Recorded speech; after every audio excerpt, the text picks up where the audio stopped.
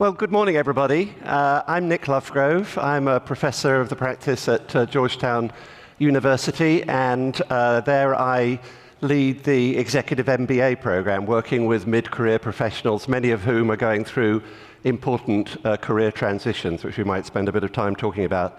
It's my pleasure to join on this panel Bijal Shah, to my right, who's the Chief Executive Officer of Guild, the workforce education platform that partners with some of America's largest employers to expand learning and economic mobility, particularly for frontline workers. And next to Bijal is Stacy, who is the founder of AI Strategy Advisors, which I presume does exactly what it says, and until recently was Chief Learning and Talent Officer at Chevron.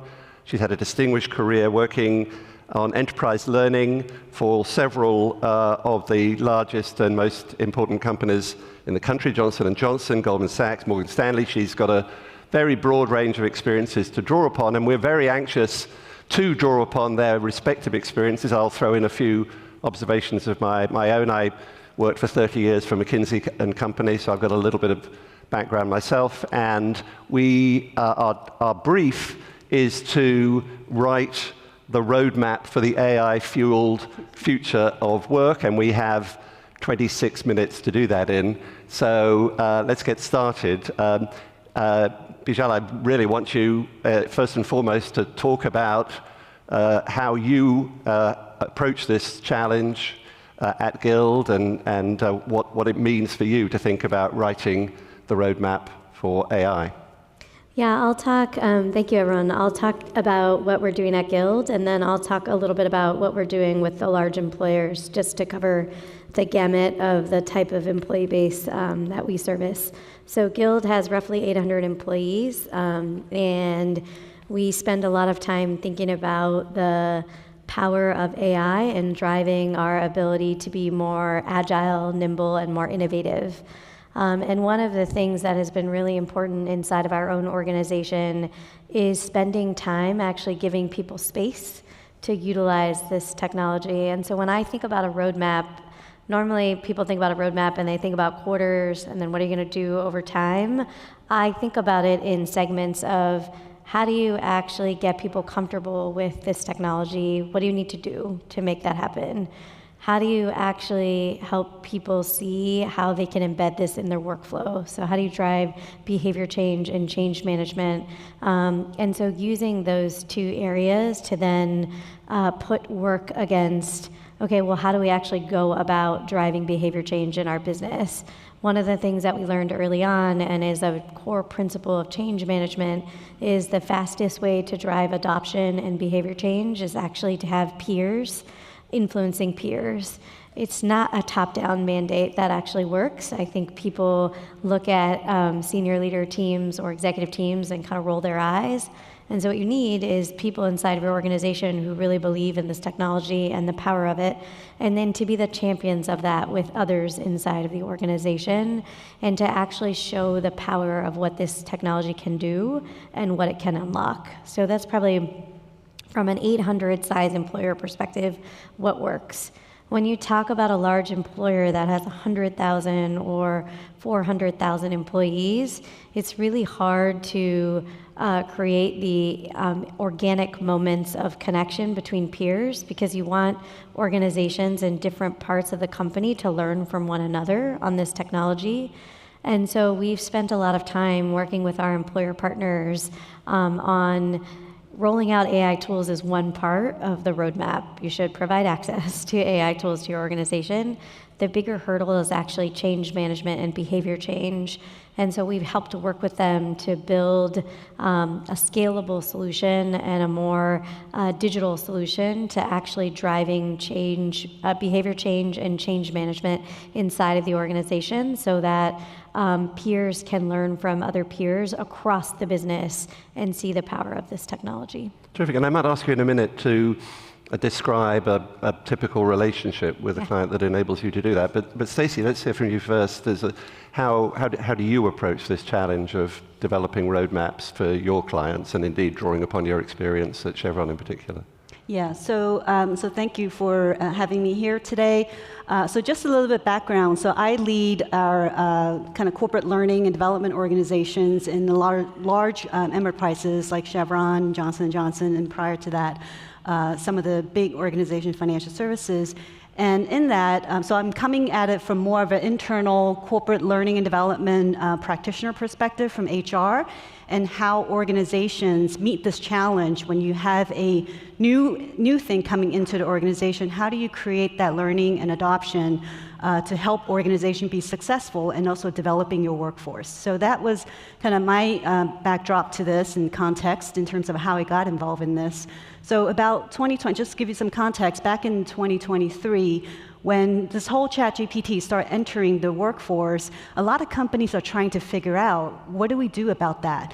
There was no roadmap back then, and a lot of organizations and also workforce are anxious and also feeling uneasy about how is this going to impact the business, how is it going to impact skills in our workforce, and how are we going to develop people and quickly scale and help our organization be able to develop that skill. So one of the things we did was we actually started out with understanding why are we doing AI, because we can't go out and communicate and talk about this without understanding from the business perspective, how is AI supporting our business? What is the opportunity that our organization need to embrace in order to communicate this and talk about this and be able to incorporate it into our business strategy? So the first thing we did was creating a strategy around AI and defining how we're going to apply AI into our organization as a first starting point. So it's not implementing AI for the sake of AI, but understanding that AI is a means to an outcome, a business outcome, and what is a business problem we're trying to solve that AI can help bring to that. So our executive team had to first understand what that business opportunity is, how are we going to incorporate AI into our organization. So that's the first step that we did. The second thing is we understand as a large organization, we have many departments, many business units. We don't want this to be a small effort that every organization is just doing on their own without really looking at how we're going to bring this together and organize it through cross-functional partnership. Because we understand that it's not just an IT issue. Every business has an opportunity to embrace this.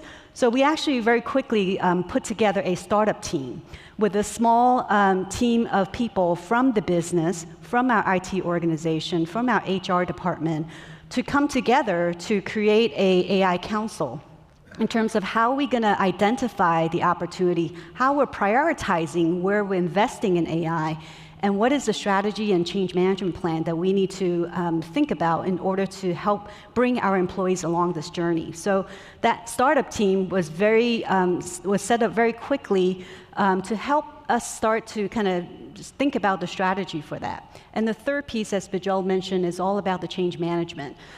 So how do we put together our change management plan that using skilling and training as one piece to start educating our workforce, but how do we create a long tail effect in terms of helping our organization come through that journey and start creating some excitement and engagement, and also activities where we can get all of our workforce at all levels embracing this new technology. So we put together a whole change management plan on how we do that. So that's how we created our own roadmap, because we didn't have one. But by understanding what the business issue we're trying to solve, and we're able to articulate that as an organization, having a dedicated startup team to focus on this and put together that strategy and execution plan. And then the third piece is involving our HR team to come up with that change management so we can engage all of our employees at all levels. Terrific. Well, thank you. Let me just talk a little bit about how this is affecting us in the business school environment, in the academic environment. I was reflecting recently, our school completed what they thought of as a 10-year curriculum review. In other words, every 10 years we'd review the curriculum. And the most important thing the leader of that review said is, this is the last time we'll ever do a 10-year curriculum review. From now on, we're doing annual curriculum reviews because the pace of change requires us constantly to redefine what we're doing. And that is a very challenging thing for academic institutions to do. The previous panel suggested that universities were in some way a barrier to understanding of this, and I think we can plead guilty a little bit to that, but it's changing very rapidly. I think for us, there are three pieces of the puzzle, three pieces, if you like, of the roadmap. In a business school environment, I think in particular, there's an obligation on us to enable our students to understand the industry of AI and the ecosystem of AI and how it is changing the whole industrial system, the economic system. It affects so many things, and it is the most important business story of our time, so understanding it is pretty important. The second is getting comfortable with the uses and applications of AI in their own work. That in itself is very challenging to the academic environment for the obvious reasons that we've been talking about. And the third is, and because of that, what I'd call co-creation, an understanding that this is not a situation where the professor at the front of the room knows everything and the students are learning from him or her. It is we're all figuring this out together. And a lot of the reform of academic work is coming from the students themselves, saying, well, how can I now deploy these tools to learn more than I would previously have done, quicker than I would previously have done, across a broader array of topics than I would previously have done? How can I, for instance, avoid getting too narrowly defined in a specialist niche? That's especially important in the arena that I work in a lot, which is executive mid-career training and education, where people are reskilling in the midst of ongoing careers, often making important career transitions. So those are some of the things that we're dealing with in the business school environment. It's a very challenging time, but it's also a great opportunity for us to make ourselves more relevant. Bijal, I don't know how much that echoes with you. You're at the intersection of education and professional development. I asked you earlier to think about a particular context that you could lay out for us. Maybe I could ask you to do that now. Yeah, I'm happy to talk through a specific example. So we work with a large financial services organization, JP Chase. They're one of our biggest partners, and we spend a lot of time with their business units as well as their HR team talking about what the business of the future looks like, and using that as a guidepost to then back up and say, great, then what are the skills and capabilities that we need of the workforce go forward? And I think sometimes when things are not totally clear, people say, well, we don't know. And I think one of the really cool things at JP Chase is they are focused on what they do know. So what we do know is that the future requires people with more capabilities who have kind of an editor and a judgment capability around what we're doing. What we do know is that the role of a teller may shift and needs to move into something that allows for someone to have more discernment and judgment around what they're doing. And so we spent a lot of time with JP Morgan mapping out where they have pockets inside of the organization that are ripe for disruption, or where we can take those individuals and upskill and reskill them and redeploy them into new areas. Another example is healthcare. There is a shortage, no surprise to all of you, of healthcare workers, especially patient-facing roles inside of this country. And so if you are working as an administrator inside of a health system, you have the opportunity to move from an administration job into a patient-facing role. And there are hundreds of different roles that you could move into inside of an organization. And so we spend a lot of time talking about internal mobility or redeployment of those resources inside of an organization. But it does all start with what is the strategy of the business? Where are you trying to go as an organization? What do you believe will be your moat, your differentiator, your superpower in the future? And then how do you work backwards from that business strategy and the outcomes you are trying to drive to what roles do I need inside of the organization? And then it's about, great, what types of education or programming, whether it's upskilling or reskilling or licensure or certification that is required in order to move people from job A into job B.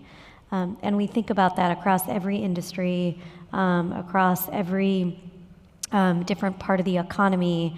And we did start with frontline workers, but I will tell you right now the biggest area of concern and disruption is actually knowledge workers and more white-collar workers in the traditional sense, and what is going to happen to people who have desk jobs where those desk jobs may no longer exist, and they need to be redeployed into other jobs inside of the organization. Yeah. So it's interesting you mentioned JP Morgan. I saw Jamie Dimon speak last week about this. As you know, he speaks a lot about AI, and he's a strong believer in its impact both on his organization and on the economy more broadly. He also said he thought the workforce at JP Morgan would go down by 5% next year and 10% on a running rate, so he's kind of being pretty clear about that. I wonder, Stacy, whether you had similar top-tier leadership on this issue at Chevron, and what difference that made to the way in which you sought to drive learning in your institution. Yeah, I think that's a great challenge as you think about that.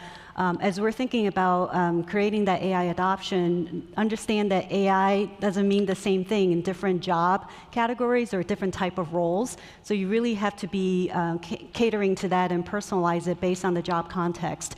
So one of the things when we're looking at AI upskilling is we look at based on persona-based skilling program, where we look at what does our general workforce need as a baseline to create that AI literacy in the organization, and that's what we can help them, give them the skills in terms of the baseline of prompting, being able to interact with generative AI, and also what are the human judgment, Bijal, you mentioned some of the human judgments that we need our employees to apply to responsibly be users of AI, understanding the risks so they're not creating certain implications when they're putting their personal data into, or the company data into the system that may potentially be used to train the model or what have you. So those are the things that we need to kind of create as a baseline of AI skill set that we create for the organization. And then the next level is then we have to think about what does our leaders need in order to support AI, champion AI, and help to create that empowerment and adoption within their respective teams. So we have to create our learning programs to talk to our leaders and coaching our leaders to help them be able to talk about AI with their workforce, being able to champion a team where they're able to experiment and have that psychological safety and creating that environment for their team to learn and be able to pilot and also learn from that process. So there is a piece that we have to focus on in terms of helping our leaders being able to work with AI, talk about AI, and also empowering their teams to do that. So a lot of that is human behaviors and also leadership behaviors that we're incorporating into our leader-based kind of learning programs to help them being able to articulate AI and empower their teams on AI. And then the third piece that we looked at is based on roles. So as Bijal mentioned, depending on the roles that you have, you may apply AI very differently in how you create that individual productivity or efficiency or automating workflow. So we work with specific teams, whether you're in the software development team, how do you use AI in your coding? Or you're a product development team, how do you use AI to incorporate that into your products and services? Or if you're in HR, like I'm in HR, how do you apply AI in terms of helping to set up the performance management process for feedback? So every job may have different applications of AI and different examples of how they can use AI in their job context. So a lot of our training for the specific job family is to help each of the individuals within their functions to best leverage AI in their own job context so they can actually create that individual productivity and also work efficiencies based on the work that they do every day. Just to piggyback off of something you said, when we worked with a large bottling manufacturer in this country, and they had rolled out licenses of ChatGPT to all of their bottling leadership facilities, and they were hovering at a 50% adoption rate, and they were really struggling to figure out how to get that to 100%. And so we actually worked with them. We have a product, it's called Academy, and it's designed for cohorted learning. And the biggest driver of change actually was peers telling their other peers how they were using AI to make their work more efficient and effective. And so I think the use cases are so powerful and also so specific to the point that you made around it's really every function and every workflow looks different. And so you could be looking across the room at someone who doesn't have the type of role or job you have and say, yeah, of course they could use AI, they're a software developer. And by creating this kind of cohorted learning and peer-to-peer sharing experience, you actually now can find use cases that are really relevant to you as an individual. And it starts to kind of expand your mind and your horizon around what's possible. And I think one of the best ways to learn this technology is actually to use it. As someone who works at a company that focuses on upskilling and reskilling, using the technology is the best way to understand what is possible and then what its limitations are. It still has a lot of limitations. It can produce a lot of slop. It requires a lot of cleanup work sometimes. And so wrapping your head around what it is capable of and where it has limitations will actually help you as a leader guide your organizations in the right way and not be so reliant on it that you end up producing a bunch of slop, but also not ignore it because it can actually accelerate the pace of change and innovation and agility inside of your organization if you can find the right use cases and find the right opportunities to be utilizing this technology. Well, it's very interesting, your point about usage. There was a reference in a previous panel to universities being an obstacle here because they've defined use of AI as cheating. And I think that's a little out of date, I think. But now what I see, so I would say 2 years ago, maybe 25% of students were regularly using AI in my classes, and I think generally speaking, I would say a year ago it was probably a half to 2/3. Now it's pretty as close to 100% as makes no difference. And that is having some very tangible effects that are very evident to you, to me. The general standard of the work being produced by students is higher. It's being done more quickly, more complex work is being done, but it's also more homogeneous. And there's no doubt. I sat yesterday through a dozen presentations that a group of students I've been working with had done. They were all terrific, but they were all roughly the same, and include both substantively and stylistically, the same kind of slides, the same kind of, and that's a challenge for us. It's a challenge for them as well. And it gets to the sort of degree to which we're all learning how to figure this into. I think this is going to be the story of our time, figuring this out. The question that I want to ask you is who pays? Who takes the risk on this? And you're both in a situation to reflect upon this. In my environment, by and large, the student pays, or at least the student thinks they're paying. They are certainly paying something. Whether they're paying the full amount that it costs is unclear. But certainly mid-career students who come to us, they are paying. Who pays in the environments that you're exploring? The employer, the employee, the public sector, government? What's the mix of payment mechanisms that you think is going to drive this kind of transformation? I think from my perspective, everybody pays. And the question is, like, what's your currency? If you're an employee or a worker, you're paying in your time.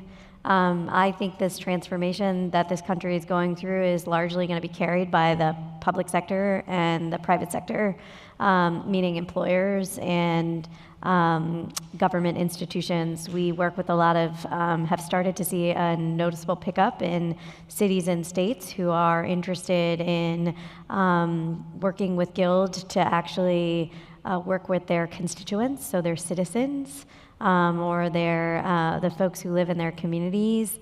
And I think it's because they're recognizing that there will be a class of citizens who are left behind if the public sector doesn't step in to help drive this transformation or this transition. And then employers care. They need the workers of the future, and they need them faster than our education system can produce.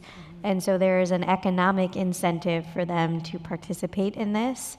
I just don't believe that they want to carry all the load. I think they want to ensure that they are doing their part, but that also our public systems step in to help supplement what they're doing. And so from my perspective, I've seen both parties step in to help facilitate this.